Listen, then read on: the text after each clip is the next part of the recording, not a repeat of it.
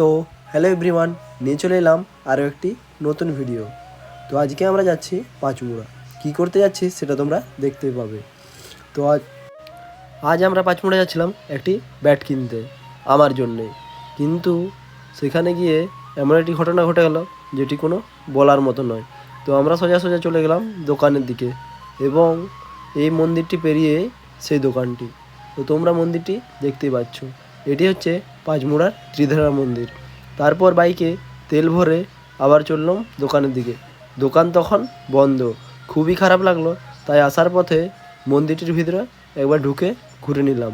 মন্দিরটার ভিতরের ভিউ তোমরা দেখতেই পাচ্ছ। আর তোমরা কে কে এই মন্দিরে এসছো সবাই কমেন্ট করে জানি।